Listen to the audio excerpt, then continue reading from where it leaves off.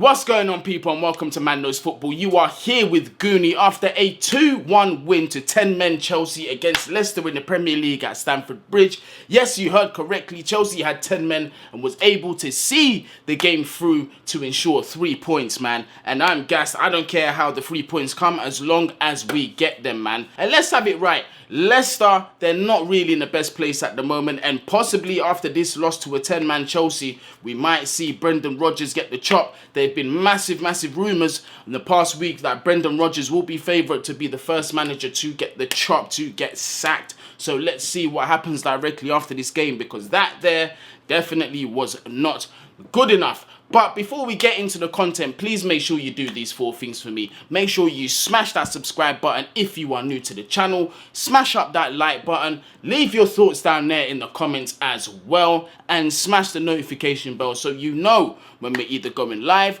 or one of these beautiful pre-uploads will be going up on the channel, people. So, we're going to get into today's game. As always, I have given you both lineups on either side, so we're going to skip that bit. If you want to see who started the game, just hit the pause button and put on your reading glasses and just have a read. And you shall see who started for Chelsea Football Club today. And one position that I want to start off with is the midfield position. A position that I did think that Thomas Tuchel should be changing. Did I think he was actually going to do it? No. Some of you might have watched my interview on Back Again, where I did say that I don't think Thomas Tuchel is going to change up the centre of the park, regardless of what we saw against Leeds. And that was a huge concern for me. We did see the Jorginho and Conor Gallagher pivot. Did it work out for Thomas Tuchel today? In my honest opinion, 100% not. And we're going to talk about Conor Gallagher and his sending off. First of all, I will say this.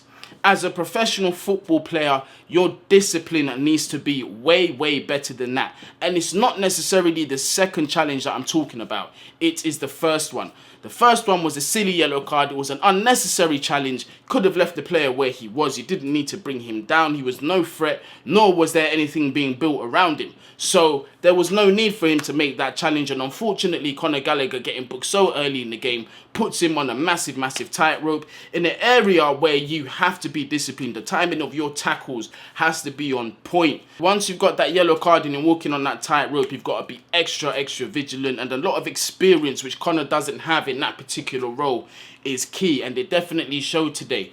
I still feel like we were being overran in that midfield. We're asking Gallagher to do a job that he shouldn't be doing, to be completely honest with you.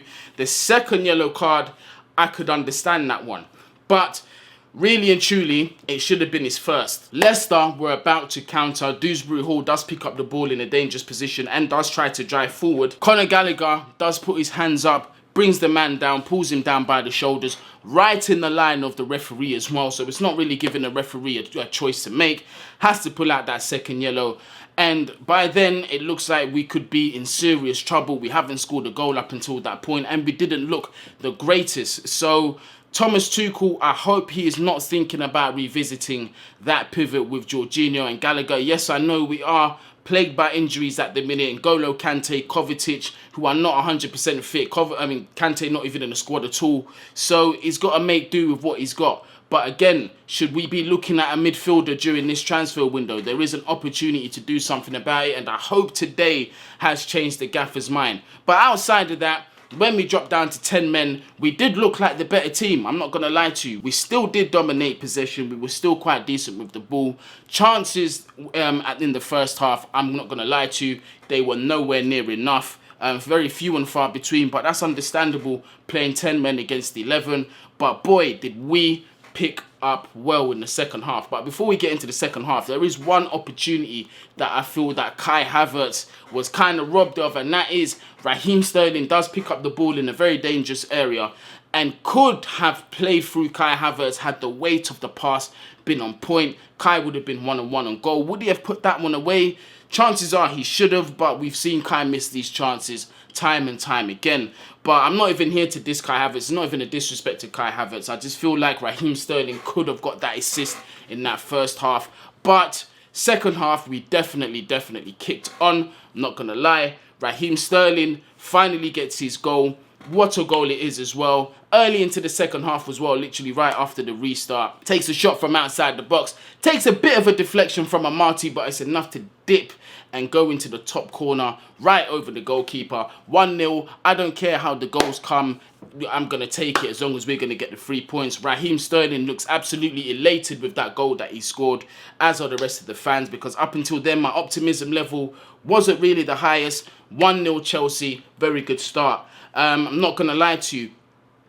Massive improvements in the second half. I'm going to say Kai Havertz's hold-up play was good, was winning quite a lot of fouls as well. High up the pitch, drawing quite a few fouls. Still think he needs to do a lot better. Still think he needs to get more involved in the attack in terms of, you know, actually threatening the goal and so on and so forth. But I do think that he operated well, was very strong today. Not one of his best games, but not one of his worst games at the same time. Sterling as well had an opportunity to make it 2-0.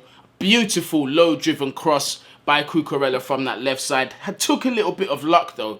Took a deflection of one of the defenders. Found Raheem Sterling perfectly. Unfortunately, the keeper was able to come out and small up the angle. Raheem Sterling did hit the post as a result of it, but still very encouraging stuff. Now getting our danger man at the end of the balls as well. Chelsea were doing very well to, you know, win the ball from Leicester deep in our half and just hit them on the counter-attack. And a reward did come finally. Reece James, yes, that man from that right-hand side, whips in a beautiful low-driven cross.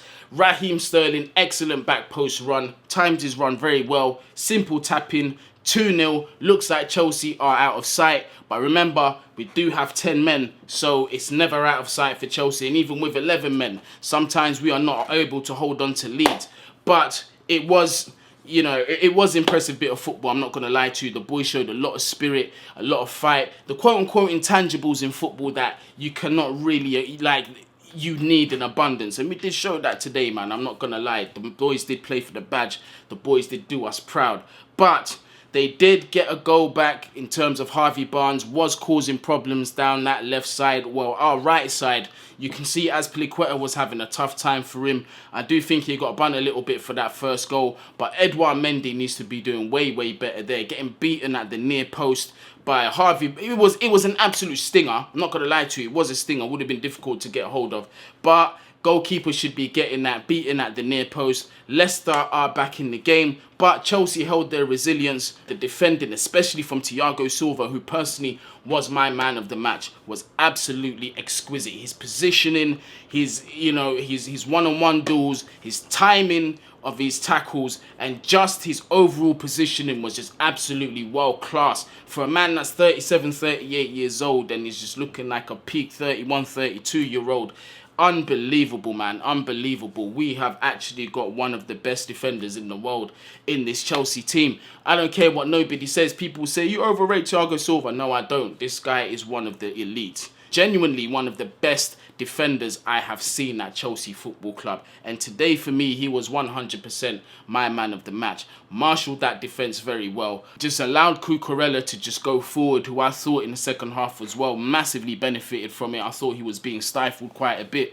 in the first half, being pinged back a little. But when he had the freedom to run into Leicester's half, you could see that he was causing chaos, picking up his head, making the right choices as well, drilling in nice low balls to either Raheem Sterling or Kai Havertz. Very, very similar performance to what we saw against Everton when he came on there. He was massively the spark for the team. But today, I'm not going to lie, I was impressed. Some players that I weren't really impressed with. Mason Mount, I'm not going to lie. Today, he went missing yet again. I think Mason Mount needs to be dropped. His form now needs to come into question. We need to take him away from the limelight a bit. Doesn't help that he's being played out of position. I do believe that, you know, slightly deeper in that number 8 role is his best position. And that's what we did see 2 seasons ago. And I think that's the best football that we saw from him.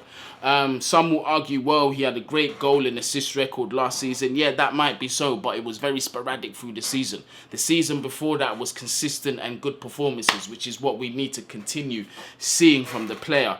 But today, overall, I'm not going to lie to you, outside of that red card, I was very impressed because there was still a lot to do. That red card came very early in the game, remember. I think it was about the 24th, 25th minute, so there's still lots of football to play. A lot of resilience is needed in terms of teamwork and defending well, and we just hit Leicester on the counter perfectly as well.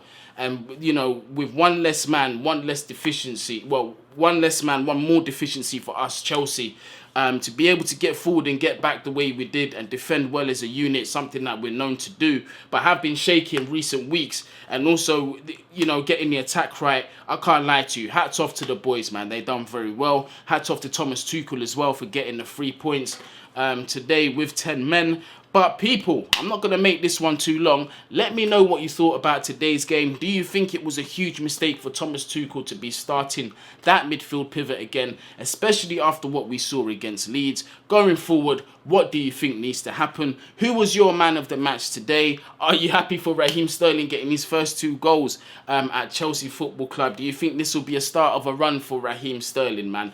Let me know what you think. A Fofana video, I know a lot of you have asked me for it, but I'm just waiting for the man to hold up that shirt at Chelsea Football Club until I make that video, man. Because I know it's looking 100% certain, but I want to wait for players now to be holding their shirts before I make a whole big video about it. I don't want to get muddied anymore, people. But, people, thank you very much for tuning in, man. I'm sorry I couldn't do the watch long. I was actually asked to work last minute. 4 a.m. till 11 o'clock a.m. is the shift that I did.